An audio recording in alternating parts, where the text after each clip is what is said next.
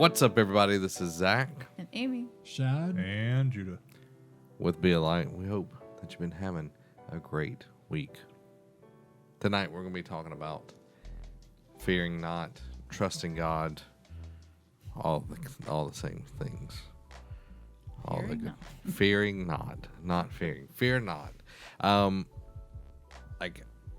think this is really important because the enemy will try to come in any way, but fear is the greatest weapon, because it's like literally Jesus says all the time, fear not, fear not, fear not. It's the biggest command in the Bible is fear not. It's said the most out of the Bible. So I think just kind of breaking it down, when you hear fear not, what does that like register in y'all's brains?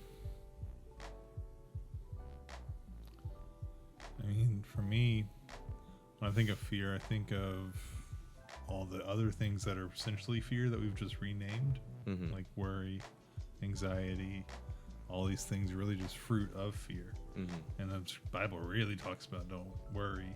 You know, when Jesus, he makes it so plain where he's like, can you add a cubit to your height? Can you make yourself any taller by worrying? Can you do anything by worrying? He's like, don't reach this spot. He's like, forget the past. Don't even worry about the future. Just be in now. Live today. And most of the time, people are in fear because they're stuck in the past, or they're in fear of the future. That's the main reason. Either something that happened to them, or they think is going to happen to them. Chad, what about you? I feel like fear is faith that things are going to go wrong. Or that's one way to look at it, at least. And I'm going to use an example of what fear can do to someone. My grandmother, and I didn't realize this till I got to a certain age, but I realized that she hadn't like stepped out and tried to do anything. So I'm going to add to that. This woman, who I love very dearly, literally stood in the same place in her kitchen for so long, over the period of years, that the floor rotted where she was standing. Like, they had to replace the floor there because she would stand in the same place and look out the window for like 20 years. That's what she did. That's what fear will do. Fear will keep you from moving and going forward and doing.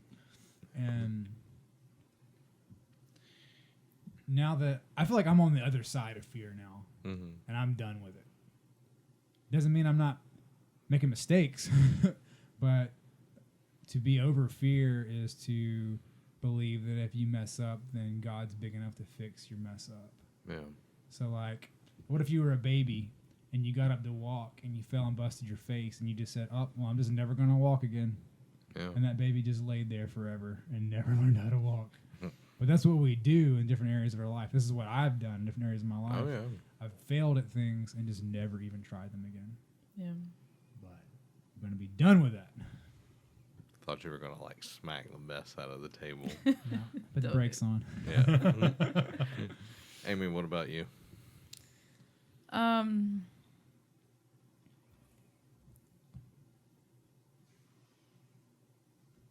I know,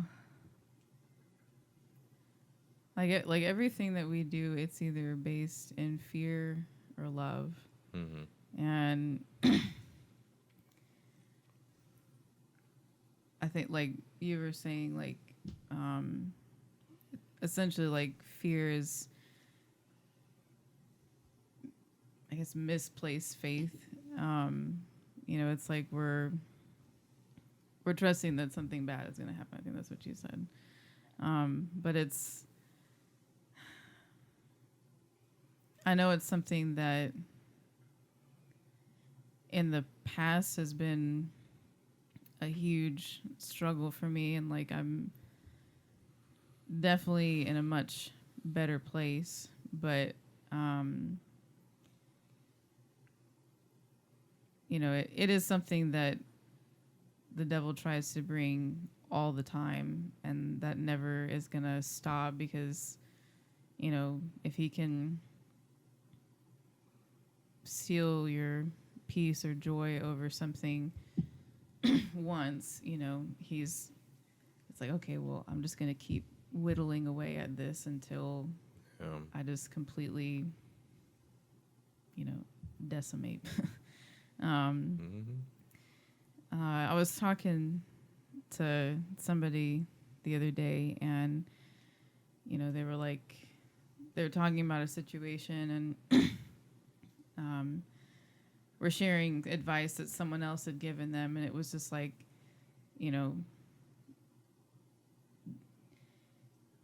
don't be surprised if somebody who has shown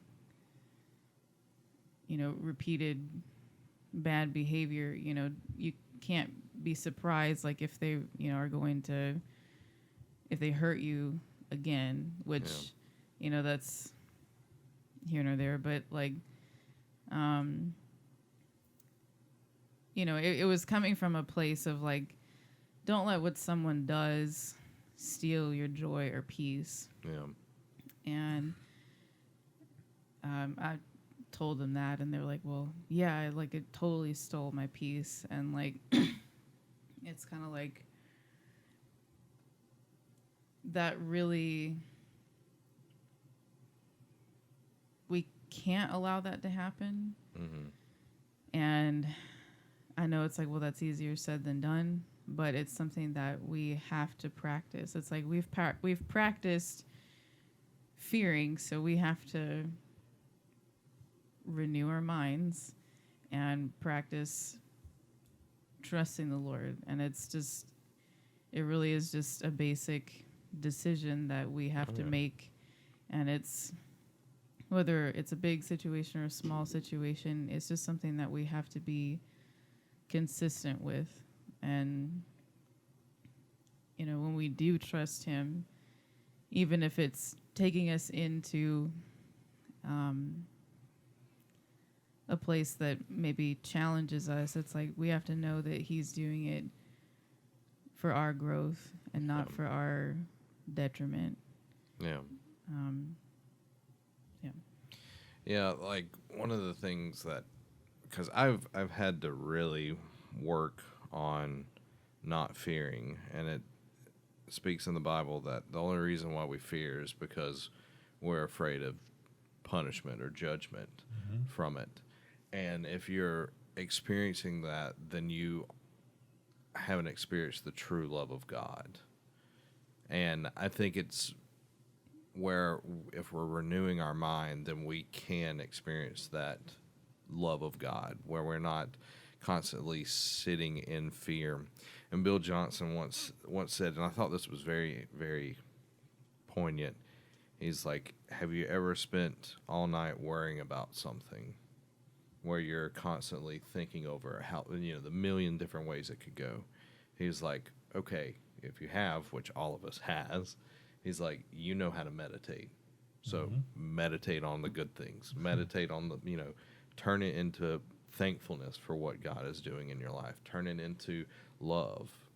And I think that's something that is very practical, because last night fear was trying to jump on me and Amy, and it was like my way of dealing with that is, there's a ton of different ways that I used to deal with it, and lately I've been falling into just jumping on social media and trying to drown it out. But I think we were kind of talking about this at lunch. It was like, my spirit was like, why don't you just read and listen to the word? And it was like, okay. So I started, and then I just felt so much better, because I was having truth pumped into me instead of a lie that was just trying to smother me. Or a distraction.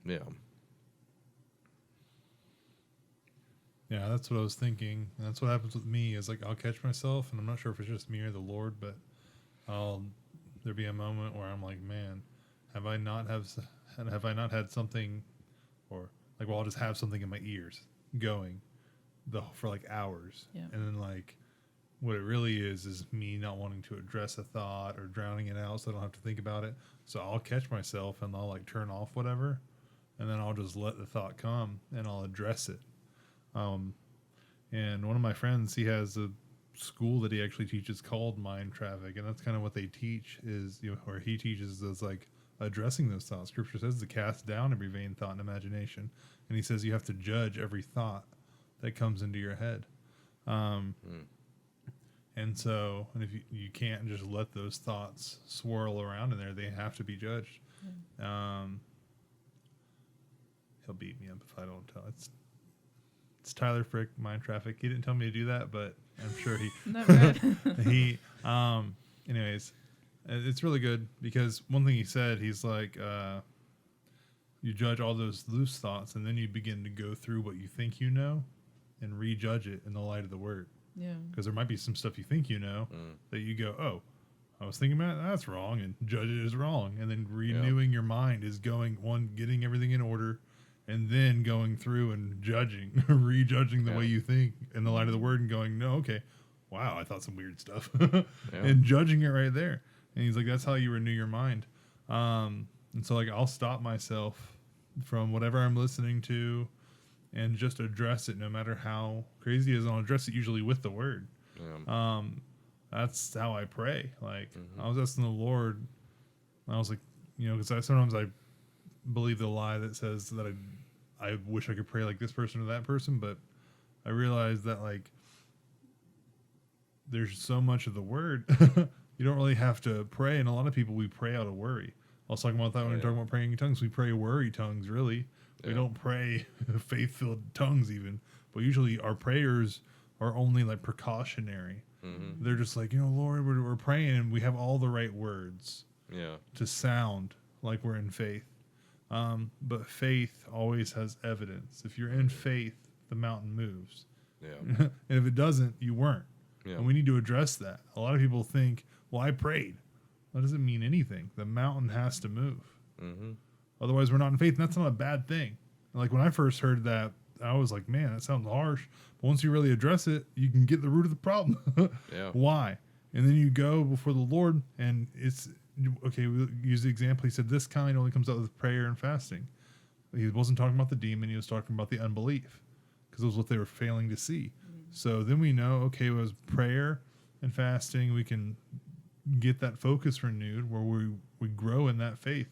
And it's really, I don't want to go too far on this, but we've all been given a measure of faith. It's not that we get more faith, because a little mustard seed. See, everyone thinks they need to like churn faith because he said there's an amount. He gave such a minute amount to show that faith is not the issue. What you fail to see is the issue. Your unbelief is actually the issue. But that's usually how I conquer my fear. Just like this morning, I was telling you guys that one verse. I literally just went over that verse line by line, almost word by word, and it just sorted so many thoughts in my head. That's what the word does. It renews our mind that way. Yeah, I think about, like, anytime we're presented the option of fear or love, it's like two trees. And love is going to be the harder tree to, like, go towards, because we're fighting against, our flesh and blood. And I'm not meaning as, like, we don't fight against flesh and blood. I'm saying, like, we've got to take control of our thought life and make the right decision, because the fear, even though it's a bad thing, it's way more easy to focus on. It's easy to entertain those thoughts. Love, God's love, is harder to focus on, in my opinion. Like, it's harder to think about that than all of these fears, because you start thinking about that and it's like all of this. So you actually have to practice thinking about God's love and how he thinks about you.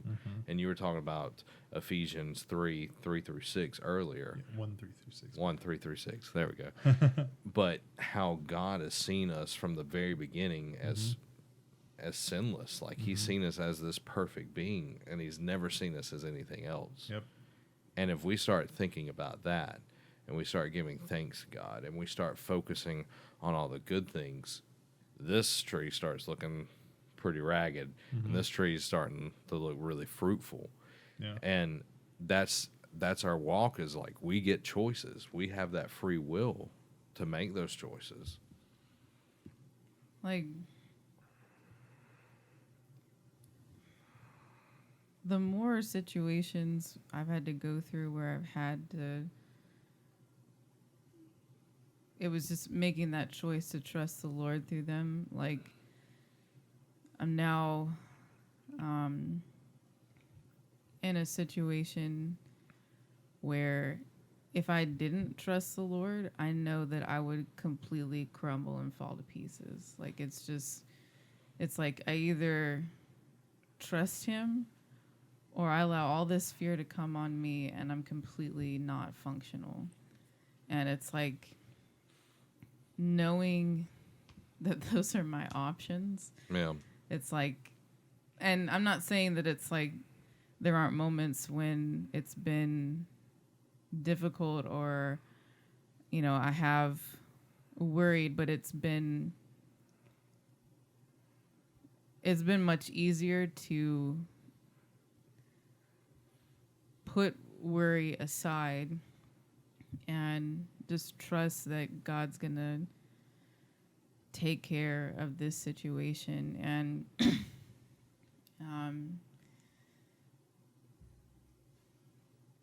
and it's like, it's been interesting because like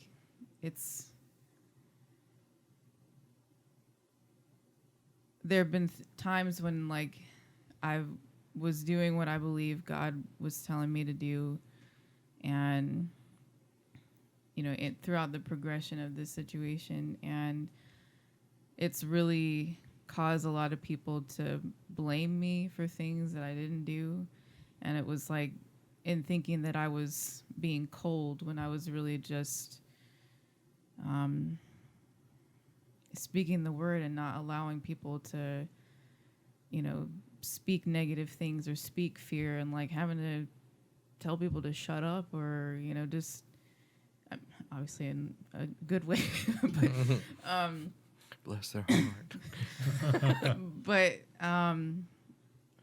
like, and I recently I've been seeing a lot, and I know that it's God, but I've been seeing a lot like, don't care about whether or not people know your side of the story.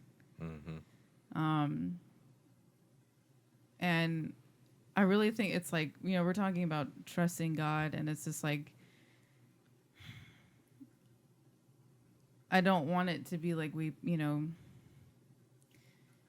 like it's rainbow and unicorns, you know, trusting him. Like, it's trusting him despite what's going on.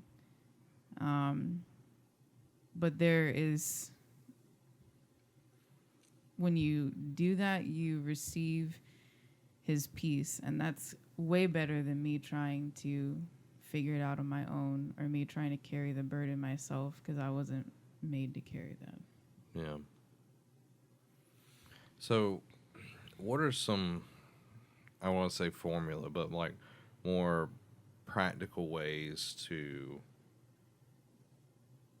combat fear? Like, what are some things that all of us do to, like, when fear is trying to attack our thought processes? Like, how do you go about it? And of course, this is all word based, so I'm just curious to see, like, I was gonna say the word. this is the way. The reason I'm asking, because some people might not have the necessary understanding yet for that, so that's why I want to bring that up. So, what are some ways that y'all go about it? I am someone that in the past struggled with fear a lot, and only in the past couple of years is it something that's kind of being pushed out of my life more and more every day. I feel like the most iconic story dealing with fear is David and Goliath, where David was not afraid of Goliath. Mm-hmm. And I think it's a really cool story. Like, one, we know he hit him with the rock, which is Jesus, which is the word of God. So we know foundationally we use the word against the enemy. I thought it was interesting that if you read the story, he starts running at Goliath. he didn't stand his ground. He didn't back up. He actually went towards the thing that was the problem. And I feel like that's what I've had to learn over these years is that, there are all kinds of things that we want to do and need to do in our lives, but the only way we take ground is by going forward, because the enemy is always standing in between you and what you want. But the truth is, the Lord will give you victory. Yeah. The only way you don't get victory is if you don't go forward. So the enemy stands there and acts like he's big and bad, but he's really not. So you want to say practical is you just put yourself in that situation and expect God to do something. There's a million different things we can be afraid of, but the only way to get past it is to put yourself in that situation and wait on God to do something. That's so. I was ruled by fear, and it's hit me a little bit here and there recently. But I was ruled by I would overthink every situation, and how I got over it was just what he said. I literally just faced it. You have to. You don't face it, and then it's like, woo, it goes away. Okay. I always had a fear of failure, so I thought I was going to be trapped at KFC. It was my first job ever, and the thoughts come, well, you're going to be trapped at KFC, you only have a GED, you're never going to go anywhere, you're just going to be just like your family, all these thoughts, right? Well, he gives me an opportunity to go to this one place and apply, and I was like, man, I'm going to apply, but I probably won't even get it. So I applied, and I got the highest paying position you can get there, even after I thought I was going to fail it. And then, so I was like, okay, well, maybe I don't suck as much as I do. So then I faced the next thing, because at that job, I had to study a huge book for my licensing exam and health, life, and annuities, and I had a week to do it. Book this big, high school dropout. Didn't like doing that stuff, right? So, oh my gosh, I was telling my boss, I was like, y'all got security positions? Because I'm probably not going to pass this. I'll take a job, doing maintenance. I don't care. I just need a job. And he's like, you're going to be fine, man. So I go and take it. I pass it. And I'm like, oh, well, must not be as dumb as I thought. So you do it. So then, okay, now I got a little traction. I got a little bit of a record now. I'm like, I don't suck that much. Because my whole life thought I sucked, right? So then get the next job, and I was like, okay, well, I got this last one. I'm just going to go for this one. Still scared, my heart beating, palms are sweaty. Mom spaghetti. Yeah. All these things. So I'm like, oh my gosh, I get that job. Okay. Pretty much just getting jobs or whatever, asking this girl out, just going and risking, taking those risks. But that's also coupled with the Lord began to teach me. I used to freak out when I got lost, right? And I would freak out bad. I forgot about that. Yeah, I would anxiety attack, freak out. And the Lord one day was just like, look, are you going to die? And I was like, probably not. And he's like, don't you think I can get you somewhere? I was like, probably. And I can't remember what it was. There was one day I was driving out to his old church's little meeting thing out in Milton out here. My phone died. I was in my creeper van. I just didn't know where I was going. I was lost in this neighborhood. And I was like, okay, I'm just going to find this place. So I kept driving around. And I saw this guy in a golf cart. He ended up telling me where to go. But from that day forward, I was like, Lord, I am not going to worry about getting lost. And ever since then, now I get lost. And I'm like, well, would you look at that, Lord? I'm lost. I have no idea where I'm at. I have no idea what's going on, but this is fun. Eventually, I'm going to find my way. And now, it's an adventure. Now it's fun. See, and it sounds scary, and fear makes everything so big. But once you face it, and I tell people, I'm like, I have no fears. And even if I might have this or that fear, I don't have those. Those are just things that I'm going to face and conquer. And that's otherwise, like I was saying, I address my thoughts. I do that quite often. If I feel a little bit of angst here, and I notice I'm always having something in, or I'm always watching something. There's always something going on. I don't have any quiet time. I shut everything off until my mind is clear, and I'll address whatever thought it is, and I'll address it with the word. Yeah. I'll get whatever scriptures I know, and if I don't know any scriptures, like back in the day when this first started, I didn't know a lot of scripture, and so I would just get quiet, put on some worship music, begin to love on Him with whatever the worship music would pretty much lead me in, and I would just continue to grow in the Word. And now, fear gets on me, and sometimes it hits me hard. Another thing, the last thing I'll say, I used to panic attack when I lost something. And the Lord told me one day, He's like, hey, everything is somewhere, and I know where everything is. And I was like, oh. So I rarely I had one recently because I thought I was going to be late for work. All the thoughts just hit me. I didn't fight it.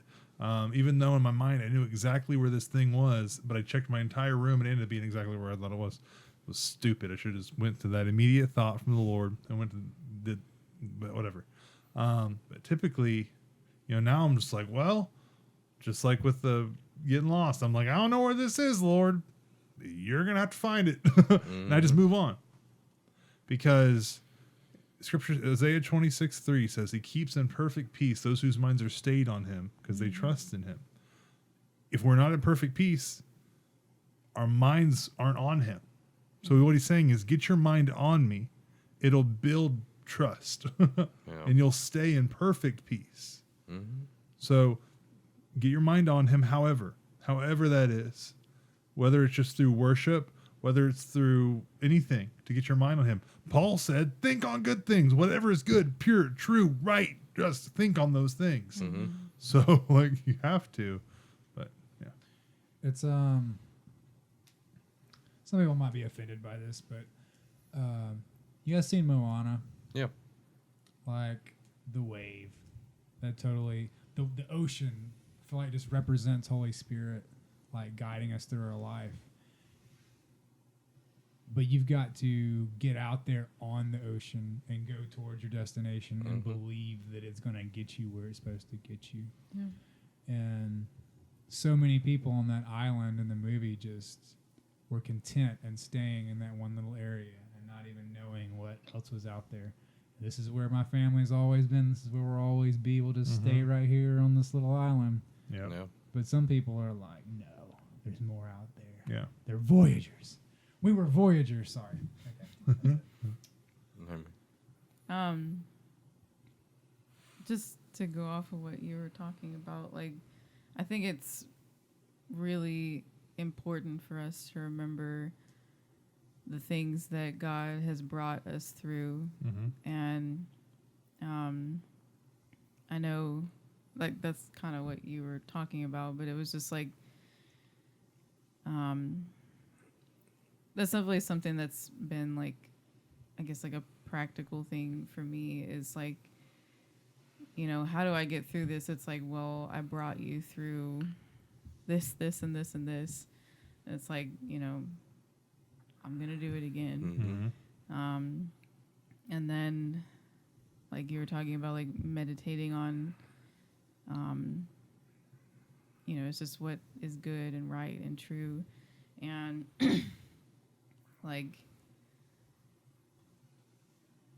I know there's moments when it's I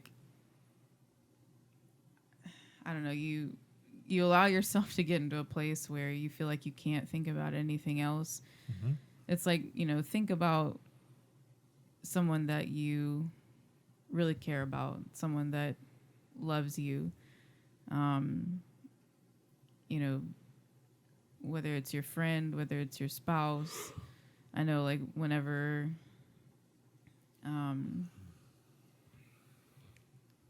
if I would just be completely overwhelmed by something. I remember my last year of college, we had just gotten married, and it was I had just given my life to the Lord, and I was baby fresh with a lot of stuff, and I would get really overwhelmed with stuff because one of my biggest fears was just finishing school and feeling like I could actually accomplish this. And then I did way more than I thought that I would. But like there were moments when it was just like, you know, people trying to do stuff, things not working out, whatever it was. And it was just like, God, I'm totally freaking out right now. I don't know how to handle this. And it would be, you know, I would think about Zach. I would think about just, you know, how we were going through this together or just the simple things that God had done. And it's just like, if you can just think of one good thing, it will generate more good things. Yep. And it's like, just know what those things are that keep you anchored in his goodness. Yeah. Whatever it is in your life. Yeah. Go ahead. Okay.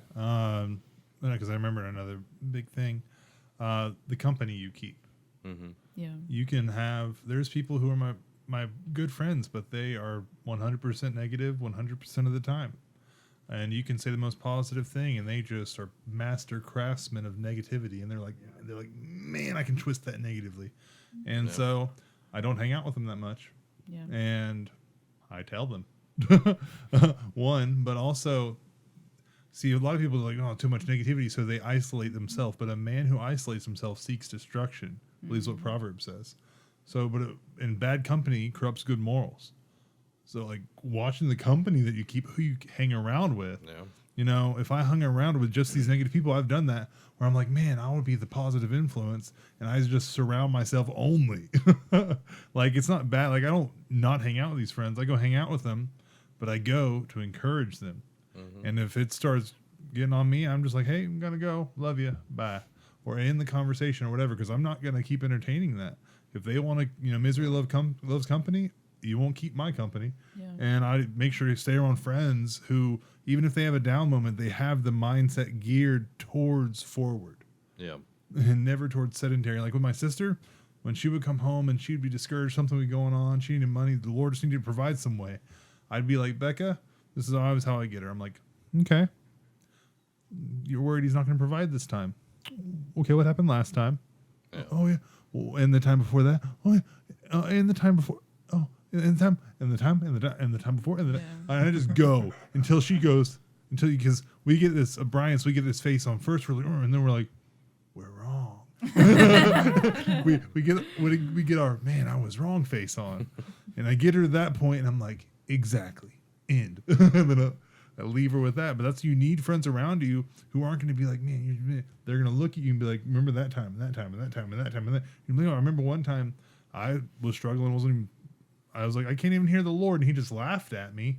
And he said, you hear the Lord perfectly fine. You. Beyond that, you said, I'm not sure the Lord is real. Oh, yeah, I was saying, yeah. And he just laughed at me, you know? Yeah. But the wounds of a friend are faithful. The kisses of an enemy are deceitful. So we need friends who are willing to laugh at us and be like, that's stupid and it's not even you. Yeah. Your prayers suck. I'm going to enjoy that game. Kind of my thing, and I'll wrap this up pretty quick. When fear is like really, really attacking me, I do two things. If I'm not, and this is something that Bill has talked a lot about, and it's really stuck with me. If I'm not seeing what God's doing in my life, I need to hear what He's saying. If I'm not hearing, then I need to remember. And once I start remembering, then I can start hearing again. And then once I start hearing, then I can start seeing what He's doing. So in coupling with that, reading the Psalms, reading through all of these experiences, because David is a very, like, he is us to a T. Like, we can be the most dramatic people when something is coming against us. Like, woe was me. And that is David. Like, he does not hold back. And it's for the whole body to see.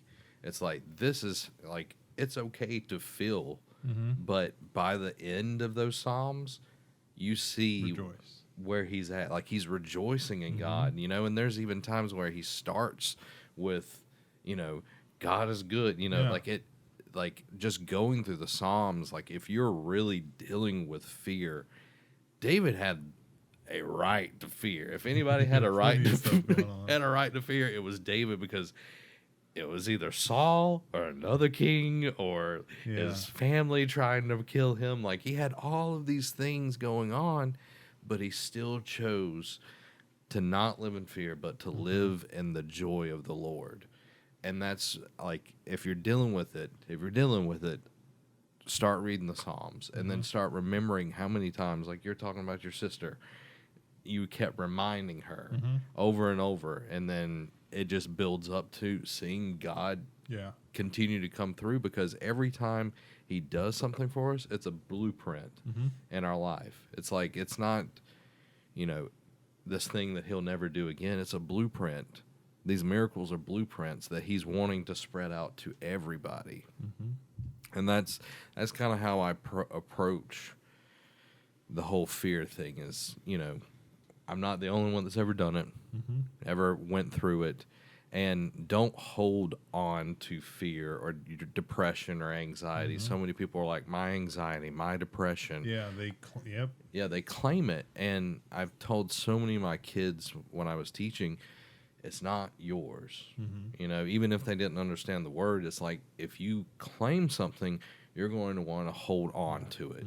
I've lost friendships over telling people that they don't have to feel that way for the rest of their lives. And I just tell people, because they're like, well, I have a mental disorder. And then I'm like, well, then be healed. Yeah. So, I mean, it's either your thought patterns are wrong, or if your brain does have something chemically wrong, let's get it healed. Let's pray for healing and actually pursue that. But once again, if you need healing, he took it on himself, so it's not yours.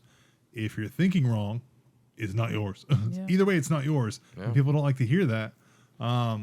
But that's what leaves us in the lurch. That's what leaves us down. Yeah. So get healed or renew your mind. Yeah. But typically it's renew your mind, because you don't really get that wrong. Yeah, because I think people don't want to take the responsibility that they've got to do something. They want to blame it on chemical imbalances or this, that, or the other. I think it's pride, and a lot of those people think they're doing and thinking everything correctly. Yep. So the problem can't be them in their mind. Yeah. That's 100% of our problems typically. Yeah. Well, like, you can go to a doctor and be tested, because I know I had that as well, and it was like, I did have a chemical imbalance, but it's like, your thought processes and everything have a huge effect on you physically. Stress has an effect on you physically. Your emotions have, like, so of course anxiety and depression are going to affect your chemical balance. Like, that's just, and to say that it's just solely based on your chemical balance, it's like, well, what is causing that? Yeah. And it's not just all of a sudden your, you know, body started not producing serotonin. Like, it's just.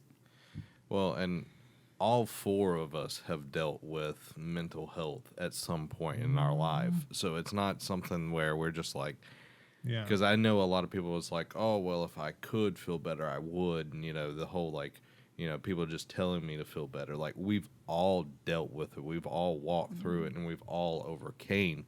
Does it try to come and attack us? Yes, it does. But it goes back to renewing your mind. It's not your identity. Yeah. Casting down those vain thoughts. Yeah. Yeah, and you can watch my testimony video if you don't believe. I'll tell you the nitty and the gritty, and it's fine. Well, even if you, like, this is the last thing I'll say. Even if you go to a health professional, they will tell you need to do stuff that will get you out of thinking or feeling the way that you're feeling. They'll tell you to exercise. They'll tell you to get involved in community. It's about your choices and making healthier choices. So, and that's, you know, just from like a medical perspective. Yeah. But it's like, I mean, the word is telling you the exact same thing, but it's telling you something that's going to not just maybe distract you for a little bit. It's something that's going to renew your mind. Yeah. So, And one last thing. If you're not a believer, can't help you. In all honesty, we're going to sound stupid. Yeah. Cool. But if you're a believer, and we believe, and it's okay they are practicing. We're practicing atheist Christians. There's a lot of them who are atheist in certain areas. They don't believe, they believe all this. He's all powerful, but they're not here. All powerful. I have areas where I'm growing and renewing my mind. So I'm not an atheist in that area. I don't have a better word. Because areas where I'm growing to believe that God is all powerful in that area. So as believers, we need to take the word and not go, I see you, word, and I raise my thoughts against you. Mm-hmm. We need to cast down every vain thought and imagination that exalts itself against the knowledge of Christ. If we're not going to follow the Bible, this is not going to help you, and we're going to sound stupid. If you want to go with logical, scientific world, go with it. But don't get mad at us, because we want to go with the word, renew our mind to the word. We want to be believers of the word.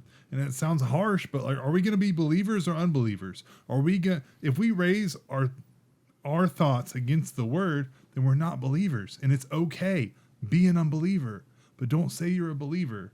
Yeah. And that sounds harsh, but that line needs to be drawn, to be honest, because we have so many people who have buts to the word. Yeah.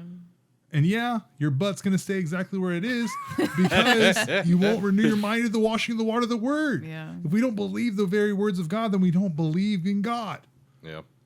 How about we become believers? And if you don't, but you want to be, then begin and take that step of faith and face those fears and look a little stupid and be willing to record it and look stupid. Yeah. I don't care. That's what I've had to address with myself. Am I going to be a believer or an unbeliever? Am I going to believe the word and look stupid to everyone because I believe the words that are written in a book that could be, just a man and all that, whatever. Sure. That's, I know that going a little, maybe too far off track, but that needs to be addressed because there's a lot of unbelieving believers out there who are not believers. Yeah. And we need to believe the words of God. But you've experienced the truth because you did believe it. Mm-hmm. And like you were saying, if you want to just believe in logic and science, but it's there are more and more studies coming out that science God made science. Up. It doesn't it doesn't contradict one or the other. And it's why settle for something that's just going to medicate you, distract you, try to give you positive things, positive vibes, whatever to think about, when you can have something that completely changes your life and actually gives you hope for the future. Why would you settle for something else? Mm-hmm. Pray us out, Shad.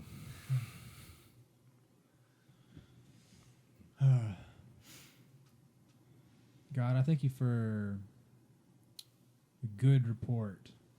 There might be giants in the land, but they're nothing compared to you. And we're not going to fear. And God, we just thank you for leading us forward into all the territory you have for us. And we have no reason to doubt, no reason to hesitate. And we just thank you for the victory. Amen. Amen. Well, there you have it, everybody. Another awesome episode. Thank y'all for a good episode. This one was kind of off the cuff, but I felt like it was something we needed to talk about. And you can have this episode early, 1 week early, if you go over to patreon.com/bealight. You can either get the audio version if you like that version better, or you can get the video version. It's all there.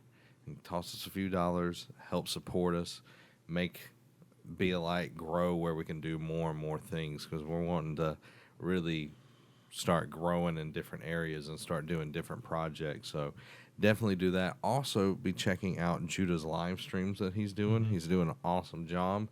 They're every week, so check that out. And then Amy is doing a series through December called The Beauty of Jesus. They're Monday, Wednesday, and Fridays at 8 a.m., right? That is the goal. That's the goal. So check those out, because he's not just a baby in a crib. I quoted that in one I made today. So check all those out. Support us. And we also have awesome merch, but we're not going to keep you any longer. Thank you all for listening. This has been Zach. And Amy. Shad. And Judah. Have a blessed week. Goodbye.